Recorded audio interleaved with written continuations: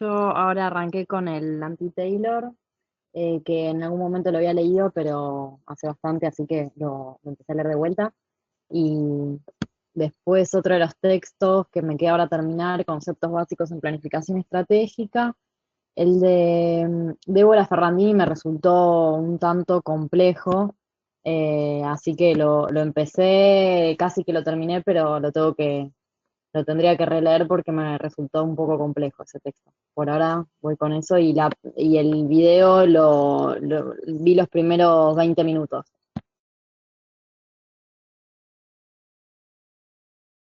Bien, que no parezca poco.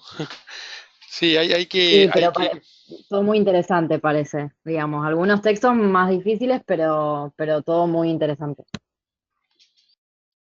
sí, la idea es que puedan ir regulando por ahí algunas cosas más en función de lo que vamos viendo en los encuentros. Con él, ahora vamos a aprovechar a charlar también algunas cosas con respecto a empezar a encarar la tarea. Van a ver que a partir de mañana tienen disponible una tarea que tiene que ver con la definición de problema. Algunas de las cosas que charlamos con Darío con respecto a la problematización y a la definición de problemas, empezar ya a escribir problemas que encontramos en la práctica diaria, si los podemos definir como tal, y empezar a definir alguno del cual nosotros vamos a empezar a intervenir a lo largo de los módulos que quedan del curso.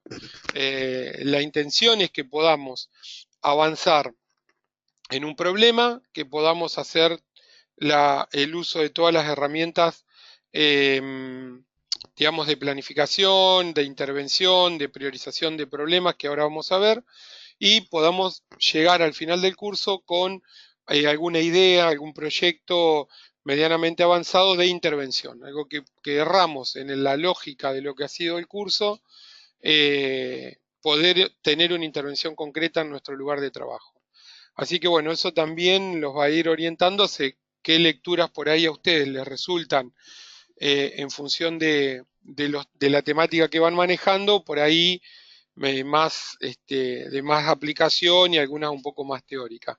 Igual les recuerdo que está el foro, el foro de discusiones es complejo de utilizar, muchas veces al ser asincrónico, por ahí estamos muy acostumbrados a manejarnos más con los chats sincrónicos, esto del WhatsApp, que yo mando, lo leo, lo contestan.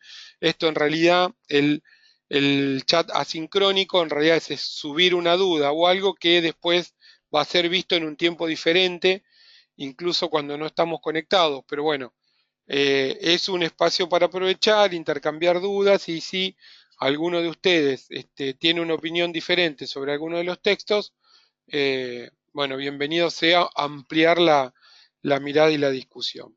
¿Mm? Así que a no decaer.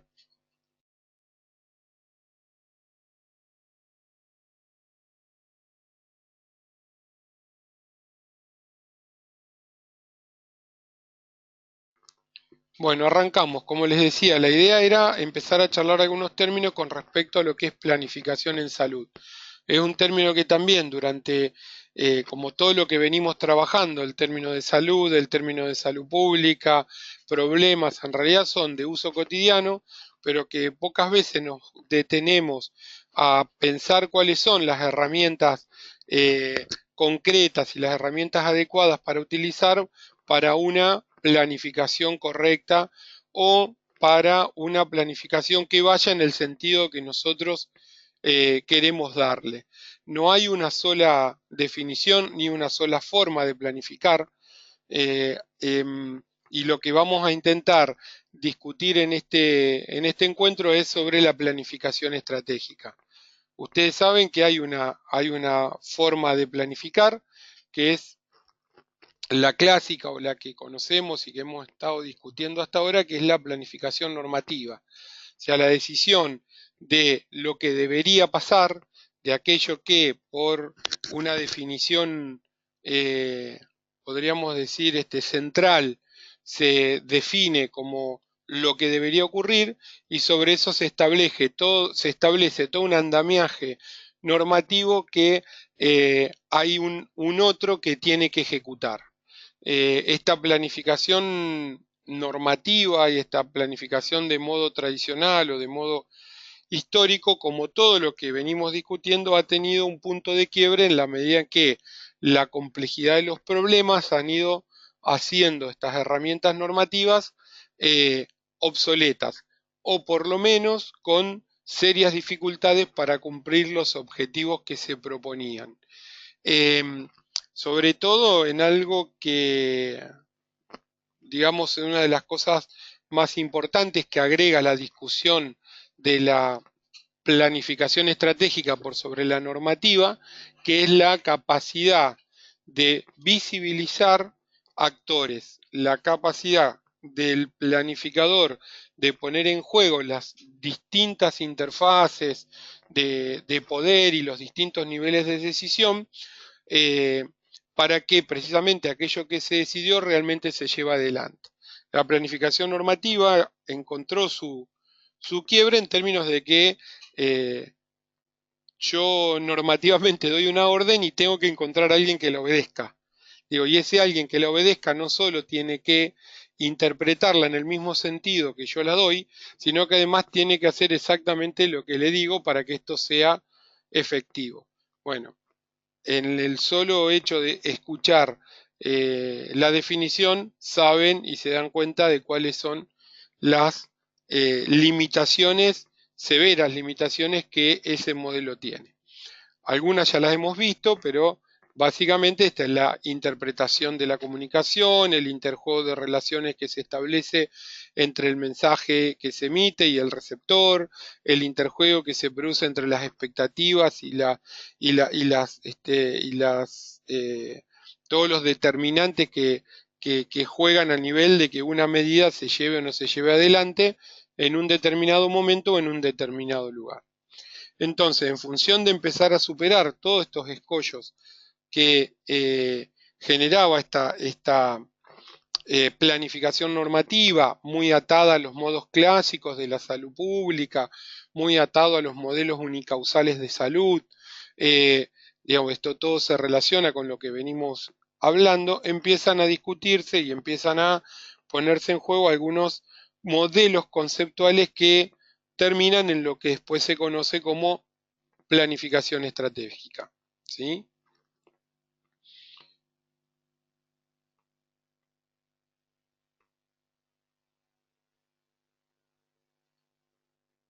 Ustedes me paran, me hacen señales, se mandan mensajitos. Vamos a tratar de hacerlo lo más interactivo que podamos. ¿Qué es planificar en salud? Bien, podemos definir a la planificación como una forma anticipada de tomar decisiones intencionadas, ¿sí? En la cual buscamos reducir todas aquellas situaciones no contempladas, la incertidumbre, las sorpresas, y guiando la acción hacia una situación deseada. Tomo medidas anticipatorias tratando de reducir todo lo que me pueda generar interferencia en ese objetivo que me propongo cumplir mediante una instrumentación reflexiva, una instrumentación pensada, una instrumentación decidida de medios. ¿Cuáles son las características que tiene la planificación estratégica? Primero, es un proceso, ¿sí? No es una situación estanca ni tampoco es a diferencia de lo que nosotros podemos pensar como un diagnóstico, la toma de una fotografía. Es un proceso y como tal es dinámico. Ya vamos a ir viendo para adelante muchos de los, de los componentes que tiene todo este proceso que lo torna tan dinámico. ¿Mm? Que este proceso que tiene y genera un conjunto de decisiones que pretenden una acción futura o una situación objetivo. Precisamente una acción futura para el logro de los objetivos que nos planteamos.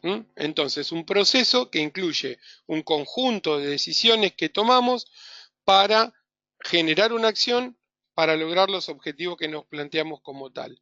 Y todo esto a través de, como decíamos, medios preferibles, elegibles o reflexivos, que son los recursos disponibles. Podríamos decir que la planificación requiere también la capacidad o el arte de establecer procedimientos para la organización de las relaciones entre medios y objetivos.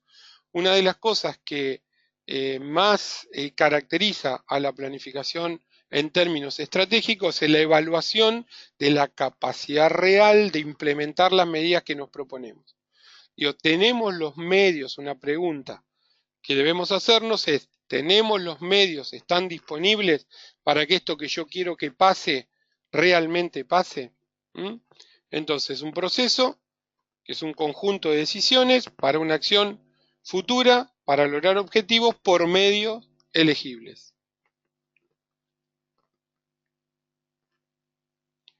¿Qué requiere una planificación? Cuando hablamos de planificación en términos estratégicos, podemos identificar 4 puntos que son claves al momento de pensar una planificación en estos términos. Primero, identificar problemas. Estuvimos hablando de cómo definir qué es un problema, de cuál es la forma la cual se trabaja con problemas en salud, ¿sí? Acá podemos nombrar algunas cosas: realidad insatisfactoria, problema definido por un actor social, obviamente posible de cambiar, que desafía la acción, en los términos que vimos en el encuentro o en la charla que dio Darío. Entonces, ¿qué requiere una planificación? Identificar problemas, en los cuales, esto lo vamos a ver puntualmente en el próximo encuentro, a través de lo que es el análisis de situación. El diagnóstico situacional es una forma fotográfica de ver una instantánea de la realidad a partir de algunos determinados indicadores, y el análisis de situación es a diferencia del diagnóstico, es precisamente ver cómo dentro de esa fotografía se mueven los componentes, lo que hoy sería, en términos más modernos, un GIF, un video corto, digamos, cómo ver el interjuego de las relaciones que se establecen en esa fotografía. La idea del análisis de situaciones es poder identificar los factores que determinan el estado de esas cosas que son definidos como problemas. ¿Por qué es un problema lo que definimos como problema? El punto 2 es priorizar las intervenciones o el curso de acción para implementar soluciones, ¿sí? En la priorización de problemas, la definición de problemas cada uno de estos puntos, digo, son claves en sí mismo, y decir cada uno es clave, la verdad que va a ser redundante. Pero digo, así como decimos que el definir adecuadamente un problema, como decía Einstein, definir un problema adecuadamente es la mitad de la solución. Si nosotros logramos definir el problema, tenemos el 50% de la solución en nuestras manos. Bueno, en esto es lo mismo. Una de las cosas más importantes en términos de priorizar las intervenciones es cómo establecer herramientas que nos permitan saber cuáles son las que tenemos que resolver primero, y no solo las que nosotros entendemos que puedan ser más importantes. Prioritario no significa más importante. ¿Por qué? Porque precisamente si nosotros, al momento de priorizar sobre una lista de problemas, elegimos aquel que nos parece más importante, pero nuestra capacidad de intervención es nula, está lejos de nuestra gobernabilidad, los actores sociales involucrados están totalmente lejos de nuestro campo de acción, lo más probable que logremos es una insatisfacción por la incapacidad de resolverlo antes que resolver lo que nos estamos planteando. Vamos a dar un ejemplo muy tonto y simplista: resolver el hambre en el mundo.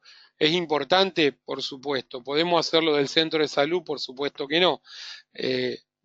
La priorización de problemas, así como dijimos, problematizar nos permite visualizar los componentes y no quedarnos ni en la queja ni en la demanda, sino en un problema construido. La priorización nos permite encauzar líneas de acción que para nosotros son posibles.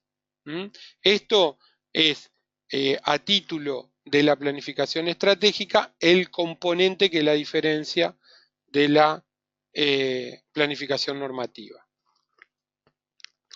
¿Qué estrategias tenemos para la priorización? Muchísimas. Herramientas de análisis, el FODA, herramientas de participación de actores sociales, la construcción de escenarios complejos, la evaluación de la gobernabilidad. Dentro de los criterios de prioridades, ustedes saben, está la espina de pescado, la tabla de doble entrada, o sea, tenemos un montón de formas de cómo nosotros poder hacer la priorización de problemas. Algunas las vamos a ver, ¿sí? ¿Estamos bien hasta acá? ¿Vamos claro? ¿Cómo vamos?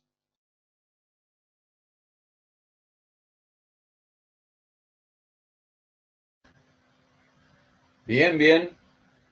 Bien hasta acá. Bien, interrumpan, ustedes mándense, manden mensajito, digan basta, quiero preguntar, quiero hacer otra cosa.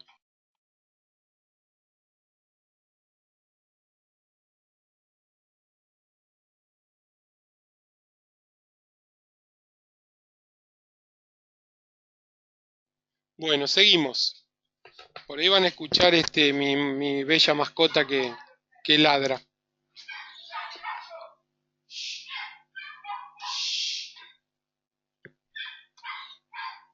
Bueno, punto 3. Dijimos, definir problemas, priorizarlos, determinar el plan, programas, proyectos o actividades, acordando las responsabilidades en la ejecución. Como dijimos, el problema para ser tal nos tiene que mover a la acción. Si no, no estamos definiendo adecuadamente el problema. En este caso, toda planificación requiere de una acción. Ahora vamos a definir bien cuál es la diferencia entre plan, programa, proyecto, actividad, y obviamente hay también muchas herramientas para trabajar lo que es la responsabilización en la ejecución y la planificación en términos de intervención de lo que definimos como plan de acción. ¿Sí? Y el punto 4, voy a correr esto, ahí está. Definir procedimientos de evaluación antes y después del plan que permitan monitorear el curso de acción para los fines perseguidos. O sea, cómo evaluamos nosotros el impacto de nuestra intervención.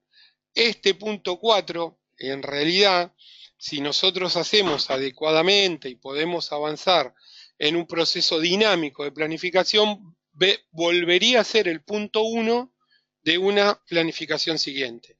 Nosotros, en la vez que evaluamos el impacto, en realidad estamos de nuevo haciendo un análisis de situación que nos permita ver qué problemas se resolvieron, cuáles no, para tener una nueva planificación de una intervención futura. Todo punto 4 vuelve a ser el punto 1 de una intervención de siguiente.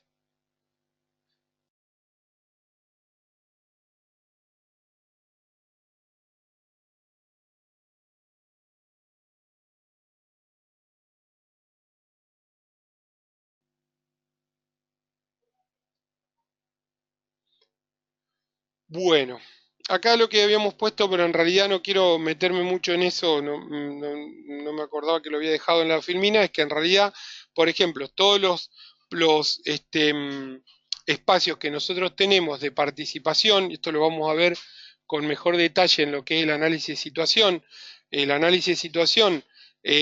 a diferencia del diagnóstico, requiere o se enriquece de la participación en términos de la discusión y la problematización. En esto es lo mismo. Todos los procedimientos de monitoreo del curso de acción y de las intervenciones, digamos, en la medida que hayan espacios participativos, se ven doblemente enriquecidos. Estos dos procedimientos de evaluación y este monitoreo a través, por ejemplo, de los colegiados de gestión, de las redes de salud en términos de los sitios de intervención, podríamos decir también de los espacios, en el caso de los que conocen la provincia de Santa Fe, los espacios subregionales de encuentro intercentro, como para ver cómo se monitorea una línea de acción.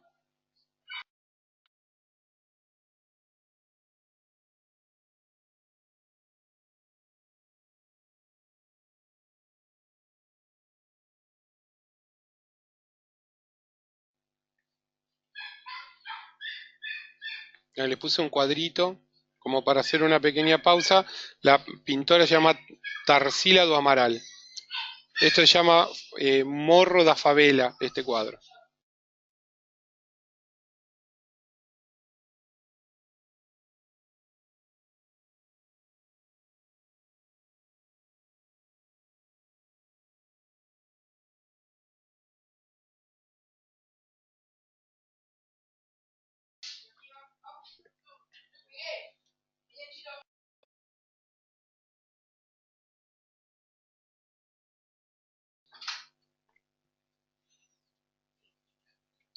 Ahora sí, no podía, disculpas, no podía seguir con el, con la presentación, se me había trabado. Bueno, entonces, identificar problemas o análisis de situación de salud, dijimos que lo vamos a profundizar en el próximo encuentro, pero esto implica recolectar datos, indicadores de salud, causas que dan origen a esos indicadores, digamos, la epidemiología de esas causas, que puedan permitir o que abarquen una mirada multicausal, que nos permitan elaborar o pensar una teoría o una hipótesis explicativa del problema en términos de poder después pensar estrategias transformadoras de lo que nosotros definimos de manera más efectiva. En la medida, hay un teorema que ustedes seguramente lo han sentido nombrar y debe estar por ahí en alguna de las bibliografías, si no lo que vamos a ver en el módulo siguiente, que se llama teorema de Pareto, que dice que el 80% de los problemas o de las situaciones problemáticas están producidas por el 20% de las causas. Si nosotros hacemos un desarrollo problemático y un desarrollo causal, vamos a ver que como un abanico, pocas causas generan muchos de los problemas a los cuales nosotros nos enfrentamos. Entonces, en poder encontrar y descubrir esas raíces causales nos permiten, con intervenciones correctamente focalizadas, abarcar gran cantidad de problemas que se resuelven al mismo tiempo. Entonces, esto tiene que ver con poder hacer, como vimos, la desestructuración del problema, las causas de las causas, ¿sí? Obviamente que esta definición de problema y esta definición o este análisis de situación de salud se hace, o esta recolección de datos, desde un actor social, ¿sí? O un sujeto desde el cual tiene su subjetividad enmarcada en lógicas técnicas, el conocimiento médico, el epidemiológico, disciplinar, el objetivo en función de ese conocimiento técnico que tiene, ¿sí? O sea, cuando nosotros pensamos en un observador que recolecta datos para establecer un análisis de situación, ese observador, a diferencia de lo que plantea la planificación normativa, no es ni externo ni neutral. Una de las cosas que el desarrollo de la planificación normativa ha marcado es como esta cuestión de cierta esterilidad del observador. El observador puede pararse desde afuera y decir, esta comunidad tiene este problema y este problema se resuelve de esta manera haciendo tal o cual cosa. En realidad, esto no ocurre de esa manera. Siempre el observador es un actor social, es parte de, no es externo, y acompaña una subjetividad que tiene que ver con esto que decimos, estas lógicas. La técnica no es lo mismo el análisis desde el punto de vista médico, como da el ejemplo, que desde el punto de vista de un asistente social. Probablemente los problemas que pueda detectar sean diferentes. Desde una lógica administrativa, bueno, esto lo sabemos también, no es lo mismo la resolución de problemas en función de una lógica economicista o en términos económicos de una lógica en términos epidemiológicos. Política, ni hablar, toda definición de problemas es política, esta frase que vuelvo a repetir siempre y que ya la vieron en términos de la priorización de problemas es lo que define una definición, digamos, una definición política está en función de los problemas que se priorizan. Como diría Matus, ese es su techo, más alto o más bajo. Lo que dice que va a resolver es como enuncia su postura política. Por lo tanto, toda definición de problema es un acto político. Ideológico, obviamente, conjunto de ideas sobre cómo es y cómo debería ser el mundo en que vivimos y que pone en conflicto al resto de las lógicas. ¿Sí? ¿Estamos hasta acá? ¿Esto se entiende? El término de dónde vemos la cuestión de las lógicas que atraviesan a los actores que intervienen en una planificación.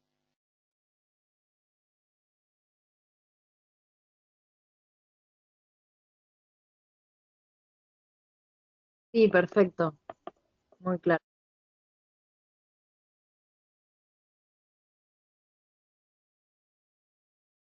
Seguimos entonces. Bien, dijimos entonces, lo primero, punto 1, definición de problemas. Segundo, criterios para priorizar problemas. Los criterios acá los voy a enumerar porque en realidad la idea es, hay un texto que ustedes tienen en la bibliografía que se llama El trabajo con problemas en salud de Giovanecci creo que es el autor, si no lo estoy nombrando mal. Tiene una explicación muy sencilla y ejemplificada de cada uno de estos puntos. En realidad la idea no es meternos ahora en esto, simplemente los voy a nombrar porque cuando veamos análisis de situación lo vamos a ver más en detalle. Pero los criterios los criterios para priorizar problemas podemos hacerlo en función de la magnitud, a cuántos afecta, eso significa magnitud, la tendencia, es un problema que, bien, dice Darío, lo desarrolló, perfecto. La tendencia, sí, esto es un tema que se va a ir repitiendo porque es parte fundamental y ustedes van a tener que hacer una priorización de problemas con estas herramientas de aquellos que definan como tales en su lugar de trabajo. Gravedad, vulnerabilidad, viabilidad, sinergia, percepción y valoración de la comunidad, costo-efectividad, la evitabilidad. ¿Sí? Otra de las formas en las cuales nosotros podemos empezar a jugar el punto 2 y el punto 3. ¿Sí? La forma de empezar a hacer una priorización de problemas entendiendo también los roles en la acción, que es la famosa matriz FODA. Es una herramienta de análisis de elementos internos y externos en la formulación de programas y proyectos. En realidad, yo lo pongo acá como para introducir el tema, pero en el punto de la planificación sería más tal vez para el punto 3, aunque puede usarse también previo a la priorización.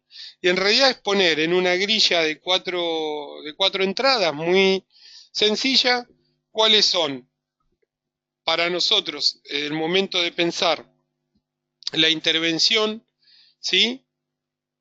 Las oportunidades, ¿sí?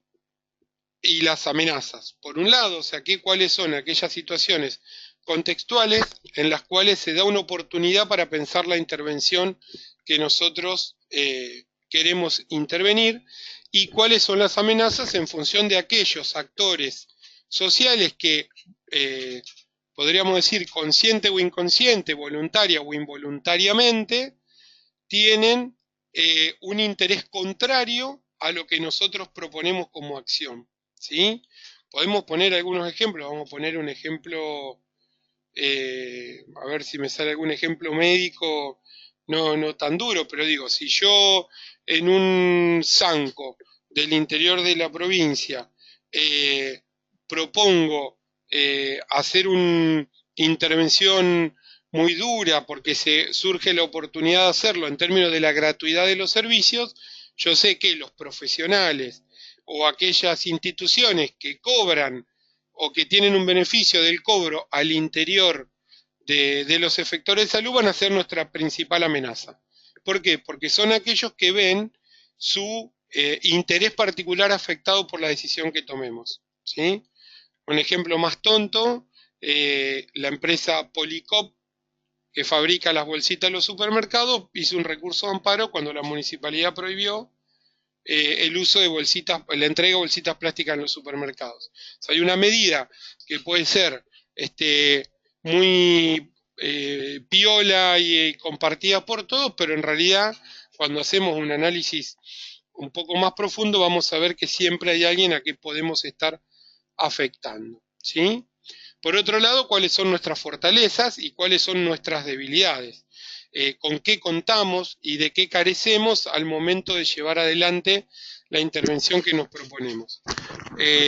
Todo aquello que es una fortaleza y una oportunidad son las potencialidades.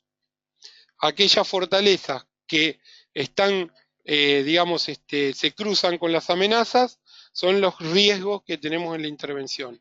Las debilidades y las amenazas marcan nuestras limitaciones y las oportunidades en donde nosotros tenemos una debilidad es un desafío. Es aquel punto en el cual nosotros podemos decir, bueno, acá es donde tenemos que fortalecer cual o tal equipo. Se da la oportunidad de fortalecer el equipo ahora, es una debilidad, bueno, es un desafío hacerlo, ¿sí?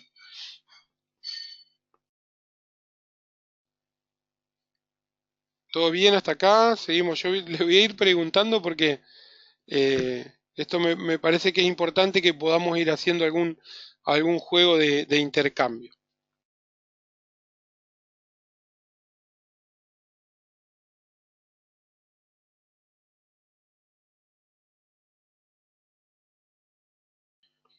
Bien, entonces, volviendo al punto 3, prioridades de acción y estrategia. La forma de esto de priorizar la acción y ser estratégico es un estilo y es un método de pensar la acción. La estrategia como un arte y el pensamiento estratégico como una filosofía de la acción. Que esto implica voluntad e intencionalidad de actuar, diseño del empleo de las fuerzas propias, cálculo de las fuerzas contrarias, direccionalidad de las acciones, capacidad de adaptar las acciones en función de las circunstancias, esto que decíamos cuando hay una amenaza, bueno, cómo nosotros podemos en realidad generar en nuestra debilidad una fortaleza y vencer ese desafío. Digo, puede parecer un juego de palabras sencillo, pero en realidad cuando uno lo pone en práctica y empieza a analizar cómo interjuegan estas cosas, todos seguramente van a tener ejemplos en su lugar de trabajo para contar cada una de estas cosas que decimos, ¿no? O sea, en términos de ser estratégicos, tiene que ver, y la mirada estratégica tiene que ver con poder poner en juego nuestras propias capacidades y tener en claro cuáles son las capacidades de los otros que nos pueden jugar a favor y nos pueden jugar en contra. En algo que es la base de la planificación estratégica, que es la construcción de viabilidad. No solo dar una orden, una norma, esperando que alguien la cumpla, sino en realidad construir modificaciones o intervenciones que modifiquen la situación desde un actor que comparte con otros esa capacidad de acción, a partir de poner en juego valores propios y poder contrarrestar los valores o los vectores que nos juegan en contra. Para esto hay que, vuelvo a insistir, direccionar las acciones, calcular la fuerza contra qué nos enfrentamos, diseñar estratégicamente las intervenciones que vamos a tomar y tener una capacidad de adaptarnos a la coyuntura en términos de coherencia, digamos. Sabemos que frente a una situación que nos puede ser adversa en este momento, bueno, a ver cómo vamos por el camino donde nos permita mantener el curso de acción que nos hemos trazado, aunque tengamos que adaptarlo a una coyuntura negativa. A la inversa, si tenemos una situación en la cual sopla viento a favor, bueno, podemos intensificar nuestras acciones y adaptar nuestras acciones para que los objetivos se logren antes en función de esta capacidad, digamos, que aparece esta acción positiva. Y tenemos que tener también una condición, esto es lo que venimos repitiendo, integradora y multidimensional. Siempre que hablamos en términos estratégicos, estamos hablando de todo este interjuego. Mario Rovere, que es un gran teórico en este tema, está el libro entre la bibliografía, habla de las capas. Esto lo hace en 3 dimensiones, en las capas multidimensionales en donde juega cada uno de los niveles de acción.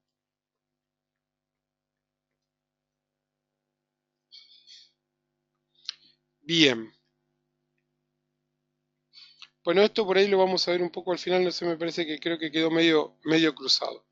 Pero lo vamos a decir ahora, pero tiene que ver más que nada con algunas cuestiones en términos de cuáles deberían ser algunas de las características que deberíamos al menos poner en juego al momento de convertirnos en sujetos de planificación, ¿sí?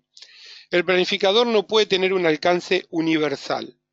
Por lo tanto, como dijimos en términos de la definición de problemas, el campo se define en el ámbito de quien planifica.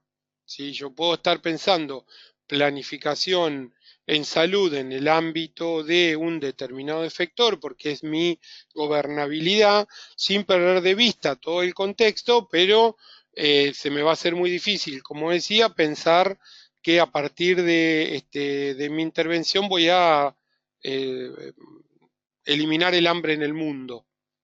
¿Sí? En realidad el campo define el ámbito de quien planifica. En términos, por ejemplo, ¿cuál es el objeto de trabajo del sector privado? Maximizar ganancias.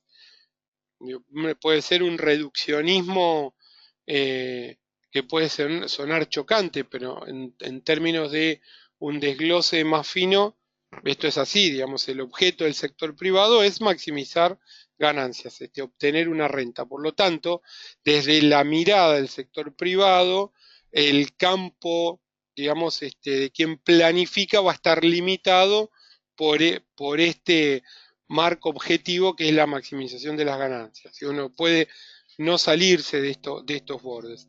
En el sector público, y también lo decimos en términos más ideológicos y convencidos de que es así, en realidad es el bien público. Puede sonar, vuelvo a insistir, un reduccionismo, pero en realidad, digamos, son la gran diferencia que hay entre el sector privado y el sector público.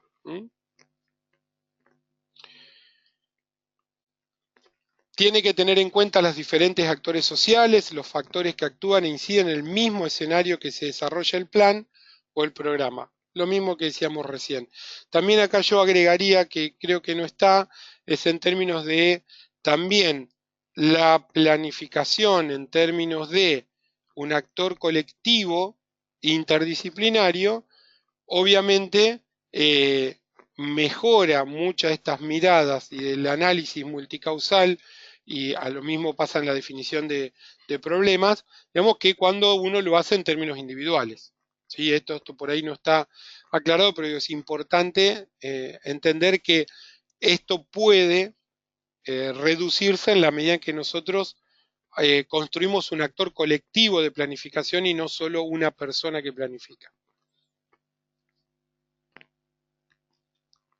Bien, otras acciones que son fundamentales del actor individual o colectivo de planificación: evaluar escenarios a mediano plazo para la ejecución de metas y planes de acción. Estamos entrando en algunas repeticiones, pero que es importante. Buscar mecanismos de gobernabilidad en las tomas de decisiones. Y vuelvo a insistir en que este punto es el que remarcamos porque el que hace la diferencia entre la planificación normativa y la planificación estratégica, que es la construcción de viabilidad, la posibilidad de establecer alianzas, de establecer acuerdos, sentarnos a negociar, cooperar, ser coercitivos en algún punto. En la negociación implica también qué cosas uno cede en pos de la decisión que toma, que está dispuesto a ceder en función del logro de sus objetivos. Y tiene que poder abandonar, vamos a ponerlo en esos términos, el concepto del deber ser, la totalidad. Esto que decíamos, la planificación normativa es aquella que va al debe ser. Esto debe ser así, el deber ser. Y no el poder ser, la capacidad de acción que tenemos para que esto realmente se lleve adelante. La planificación estratégica requiere que este actor también pueda abandonar el concepto del deber ser, de la totalidad, del todo tiene que ser así, pudiendo tener la capacidad de focalizar las acciones en el número mínimo de procesos que den el mayor impacto. Esto que decíamos, las raíces de las causas que sabemos que en la dispersión de problemas van a tener el mayor impacto. Y obviamente con la mayor factibilidad compatible con las restricciones que tengamos, tanto en la coyuntura como aquellas que pensamos que puedan aparecer en un horizonte cercano. O sea, esta capacidad de poder hacer, en términos de investigación, digamos, el recorte de la acción al cual nosotros vamos a actuar en este punto, que va a tener un impacto positivo en todo esto, pero sobre el cual tenemos capacidad de gobierno. Tenemos posibilidad de construirle viabilidad, teniendo en cuenta que sobre esto puede jugarnos en contra determinada situación futura.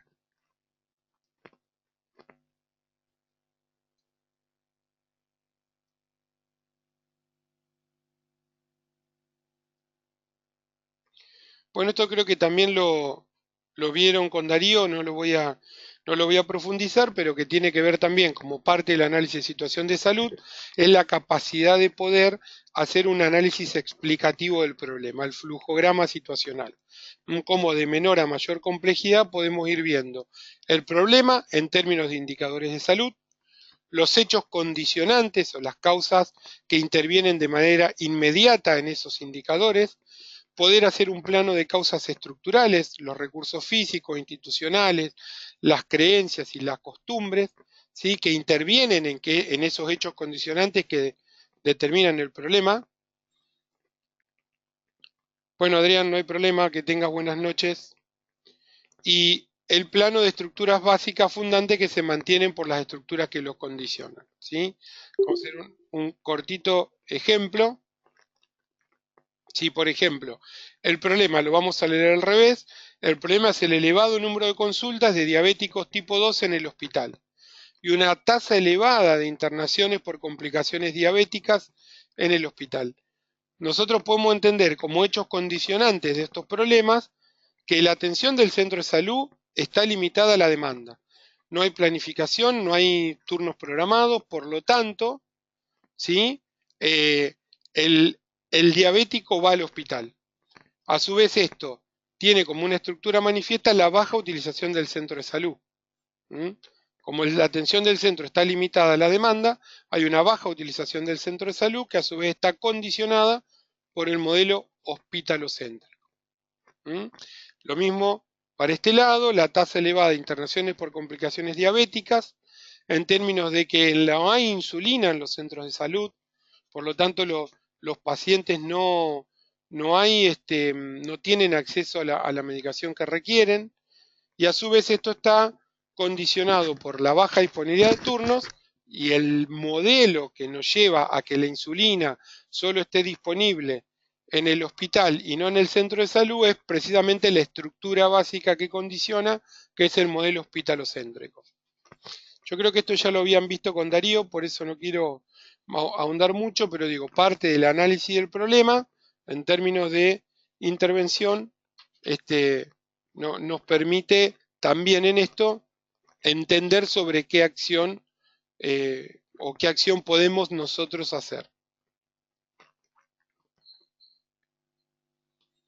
Otro cuadrito de Tarsila do Amaral.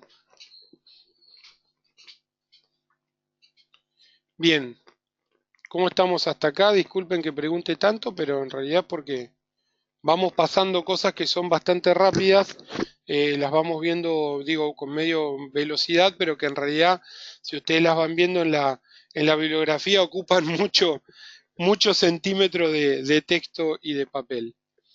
Bien, vamos a pasar a otra parte, entonces dijimos, hacer un repaso muy rápido, cuáles son los componentes que tiene el análisis de situación, el tema de la definición de problema, la priorización, la determinación del curso de acción y la evaluación posterior, que a su vez es el análisis de situación del mismo problema. ¿Cuáles son las características en las cuales debería tener el sujeto que planifica en términos de una planificación estratégica, no normativa? ¿sí? Y cuáles son todas las lógicas que se ponen en juego al momento de pensar y priorizar problemas. ¿Mm? Y esto orientado, este último gráfico, a entender cómo también el análisis causal nos permite encontrar al momento de diseñar la acción aquellas causas de las causas en donde nuestras intervenciones van a ser mucho más efectivas.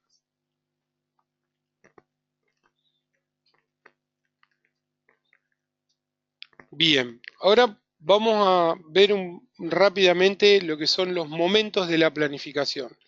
Lo cual es importante el término momentos porque muchas veces nos referimos a tiempos y en realidad no son tiempos secuenciales de la planificación, sino son momentos, que pueden ser en algunos casos uno alejado del otro en el tiempo, pueden superponerse, pueden hacerse en simultáneo, pueden incluso no seguir un orden tal cual está establecido, porque esto en realidad son los momentos, no los tiempos de la planificación, ¿sí? Un momento estratégico, ¿m? En donde tiene que haber una conducción del proceso a mediano y a largo plazo. Debe existir una teoría que permita relacionar las acciones a los resultados. Debe haber una base teórica que diga que si nosotros vamos por este camino, hay un sustento teórico que diga que vamos a llegar a tal resultado. El marco teórico debe atravesar distintos saberes, la biología, la medicina, las ciencias políticas, la sociología, la economía, la epidemiología, la demografía, la estadística, etcétera, etcétera, etcétera, para identificar un conjunto de problemas, para poder priorizar las acciones y poder supervisarlos al momento de analizar cambios de rumbo si estos son necesarios. Volvemos a repetir en estos momentos de construcción teórica precisamente la interdisciplina, la multicausalidad, la mirada integral de las situaciones a modificar, ¿sí? La planificación normativa tiene como objeto de intervención un sujeto en el cual se planifica una intervención estanca, de las mismas características para todos y con un mismo resultado esperable. Cuando nosotros hablamos de planificación estratégica, hablamos de una situación problema. Y esta situación problema puede ser modificada. Y esta situación problema que puede ser modificada es con la intervención de actores en un proceso dinámico.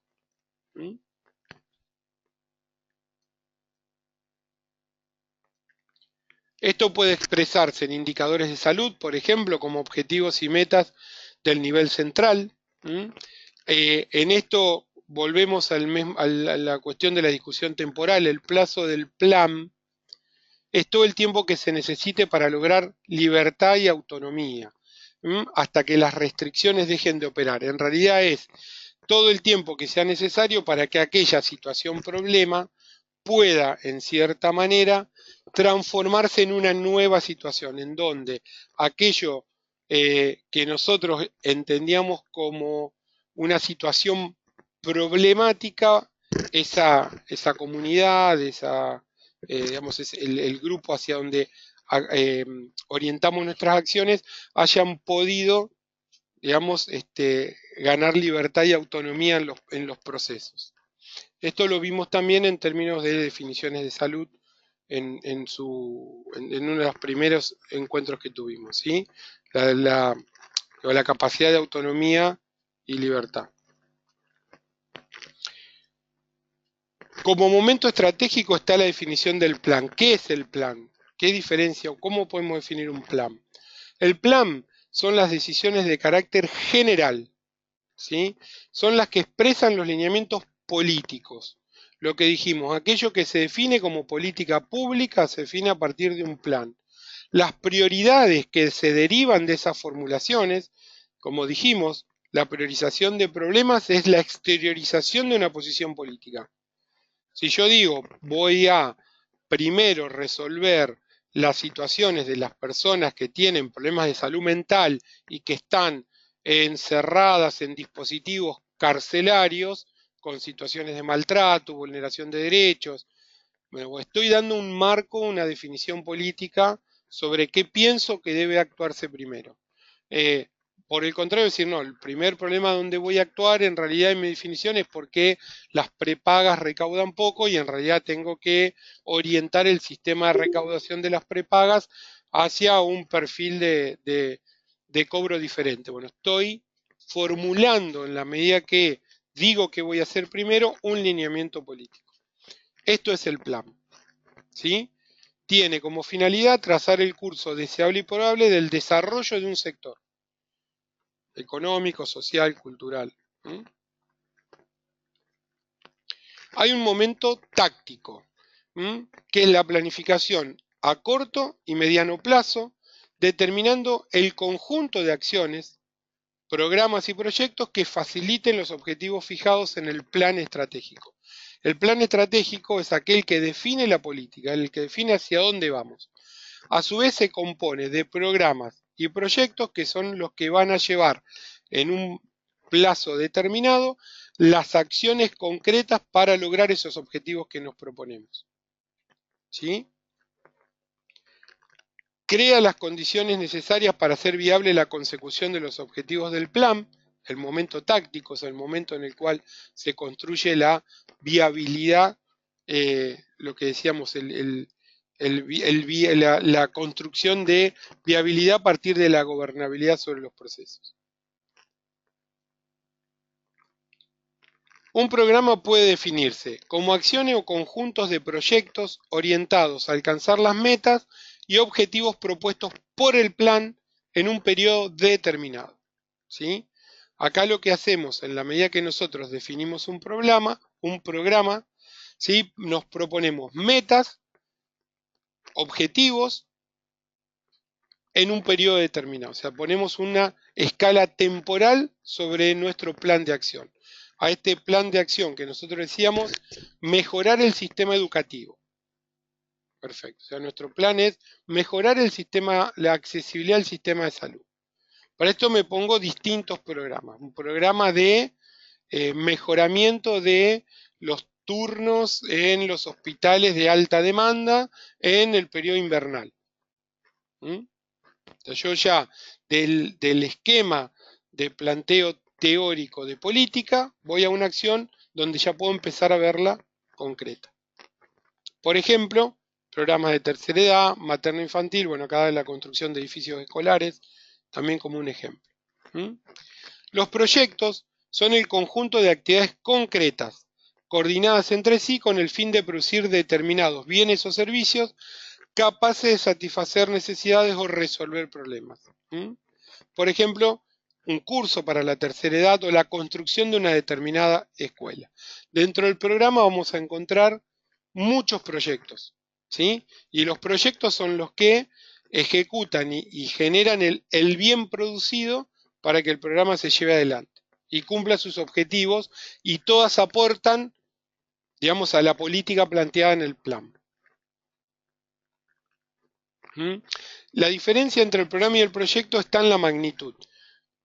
Esto es un planteo que podría ser discutido en términos de la bibliografía que vean. Algunos los usan como sinónimos, otros lo dan como diferente magnitud, y otros autores hablan como cosas diferentes. Digamos que un programa y un proyecto tiene que ver con los objetivos. La diferencia está en los programas tienen metas y los proyectos objetivos. El momento operacional es la ejecución propiamente dicha a través de los proveedores de los servicios de salud, y es en esencia una instancia administrativa. Es la ejecución real y concreta de aquello que nosotros nos propusimos hacer. Ya es, vamos a decir, en la construcción de la escuela, levantar una pared. Ya es la ejecución propia de lo que se momenta. El momento operacional es el momento en el que todo lo que está diseñado se pone en juego. Cuanto más internalizado en los miembros de la organización están las directrices del plan, dijimos, todo lo que tiene que ver con la orientación y la definición política hacia dónde se quiere ir, más fácil sería, o más fácil será, que se pongan en juego en la práctica de todos los días. Si yo tengo claro que en realidad con mi trabajo contribuyo a mejorar la salud de una determinada población en determinados indicadores macro de salud, si logro internalizarme de esto, muy probablemente los procesos de trabajo a los que yo me aboque tengan un mejor resultado y acerquen más a este objetivo. En la medida que yo tengo más claro para qué hago lo que hago, más contribuyo a que las cosas o a cumplir el objetivo trazado. ¿Sí? ¿Se entiende eso?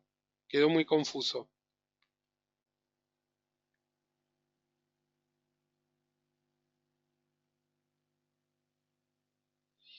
Ahora, ¿no se entiende o no quedó confuso? Más que nada esto lo vamos a ver cuando veamos procesos de trabajo en salud. Yo eh, no quiero adelantarme mucho, pero tiene que ver con lo que se llama el refugio en la técnica. Muchas veces, una de las cosas que pasa, digamos acá por ahí lo nombramos, lo vamos a hacer más coloquial, cuanto menos internalizados los miembros de la organización están las directrices del plan, siempre existirá una acentuada intolerancia a la falta de recursos humanos y materiales, siendo secundario su uso racional, el costo de los mismos, por ejemplo. En realidad lo que se ve es que en la medida en que los trabajadores se alejan del objetivo, de la capacidad de visibilizar el objetivo, dejan de tener una mirada en la construcción, vamos a dar el ejemplo de la construcción del derecho a la salud como el objeto, digamos, el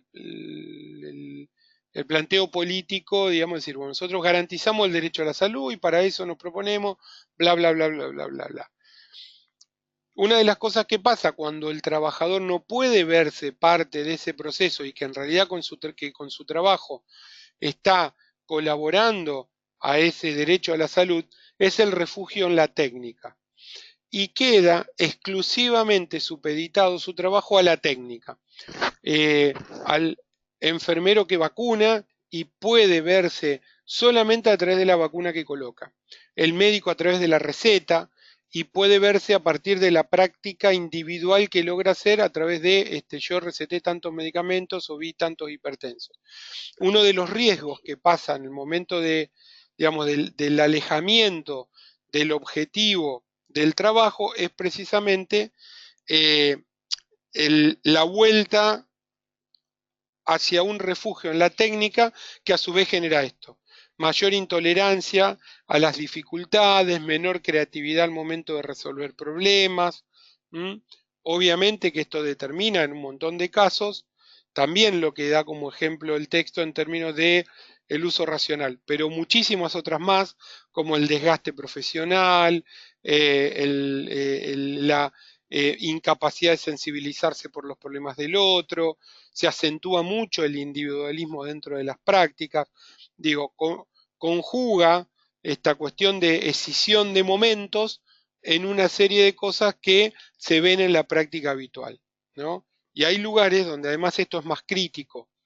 Por ejemplo, las guardias de urgencia, las guardias médicas, tanto en el trabajo médico como en el de enfermería como en el administrativo, es tal vez donde se note más marcada esa decisión entre una, entre una política pública diseñada y una acción concreta o un momento operacional.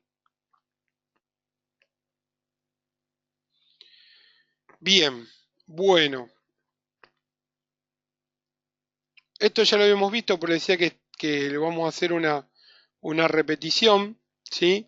En términos de que lo habíamos visto hace 2 o 3 filminas para atrás. Cualidades del sujeto que planifica. Vuelvo a insistir, sujeto individual o colectivo, habilidad para percibir y tratar problemas, actitudes y necesidades de las personas que tienen que ver con el programa, con el proyecto y con las actividades.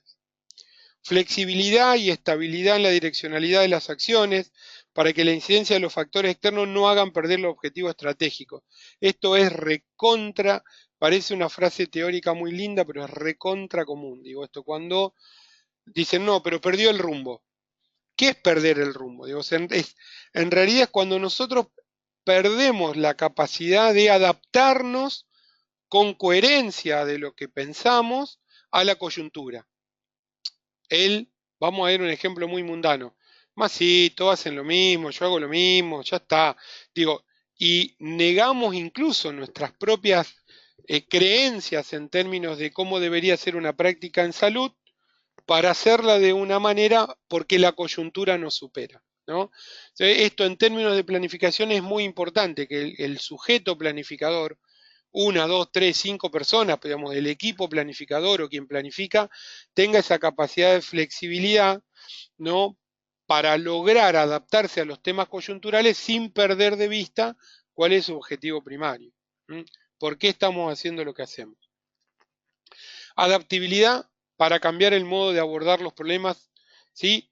Que es la capacidad de aprovechar los nuevos emergentes o situaciones para seguir avanzando a la situación objetivo. Esto que decíamos recién, en términos de cómo nosotros entendemos aquello que en un momento era una amenaza y se vuelve una oportunidad, nos permite fortalecer nuestra acción, ser creativos en términos de nuestras propias debilidades y aprovechar el envión para avanzar. Lo mismo cuando la situación es contraria. Incluso cuando no haya que seguir caminos no convencionales. Bueno, esto lo sabemos todos los que trabajamos en salud.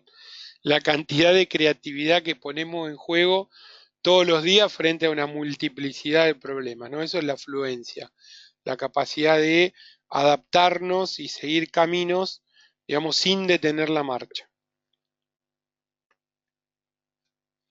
Capacidad de análisis, distinguir y separar las partes de un problema, relacionarlas entre sí, con cada una y en su totalidad, esto que decíamos, el análisis crítico de los problemas, el análisis estratégico de las acciones, implican, digamos, una mirada no rígida o no normativa clásica. Y capacidad de síntesis, comprendiendo las partes como constitutivos de la realidad y a la totalidad como algo más que la suma de las partes. Capacidad de síntesis en términos de no de ser sintético, sino de poder hacer de toda esta observación un análisis que nos permita ver el árbol dentro del bosque. ¿Sí? Bien. Y esta frase es para terminar, ¿no? Cada situación problema tiene su especificidad. Es algo inédito. Cuando vemos, y esto también creo que lo ha mencionado Darío, en términos de complejidad, las situaciones problemáticas, nosotros nos encontramos siempre frente a situaciones parecidas, pero nunca idénticas. El mismo proceso dinámico hace que sea un círculo donde el final no toca exactamente en el inicio. Cada círculo a su vez es un inédito de la situación. ¿Por qué? Porque cada nuevo problema a su vez se da en un nuevo contexto y nosotros somos diferentes. La segunda vez que nos enfrentamos a un problema que la primera vez que nos enfrentamos al mismo o la tercera vez. Cada situación problema tiene su especificidad, es algo inédito. Nunca es simple copia o repetición de otra situación. Más que experiencia o junto a la experiencia, se necesita capacidad creativa.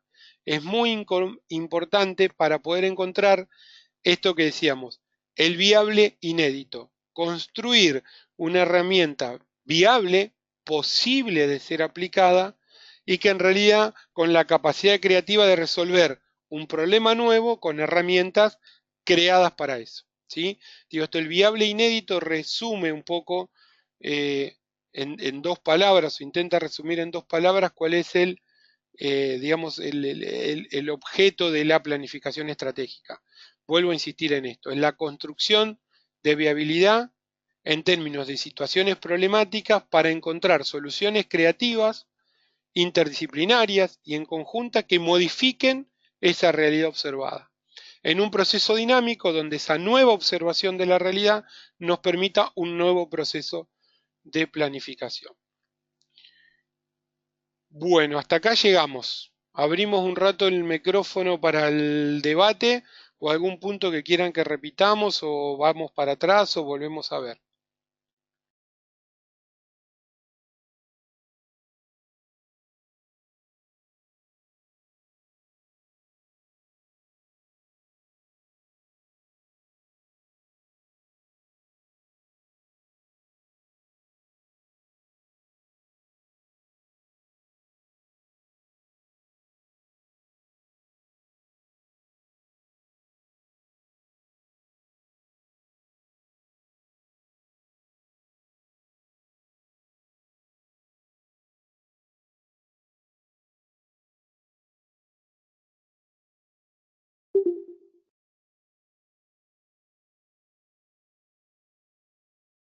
Bueno, Joana, yo antes que se terminen de ir todos, queríamos aclarar un tema, em, una cuestión en términos de lo que serían los próximos dos encuentros.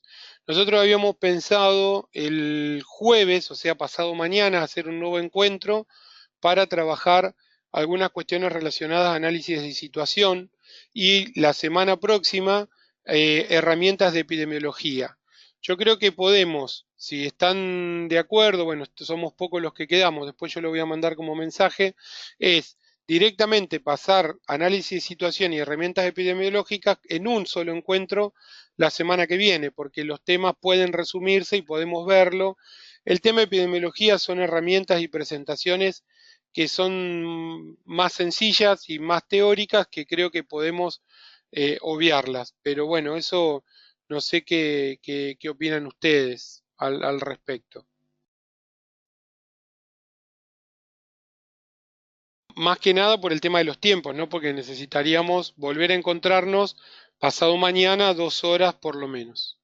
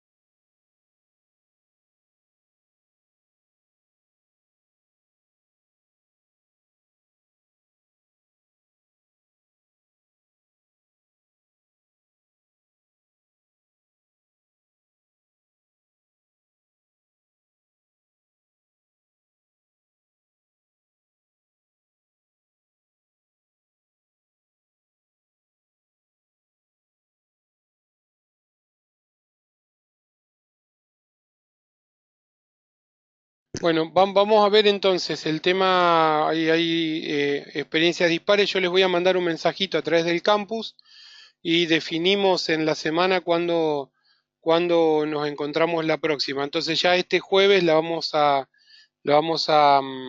posponer para la semana que viene. Ya recuerden que va a estar la tarea disponible sobre la definición de problemas, así que la semana que viene nos encontramos para avanzar en este tema. Buenas noches a todos y bueno, seguimos en contacto a través del aula.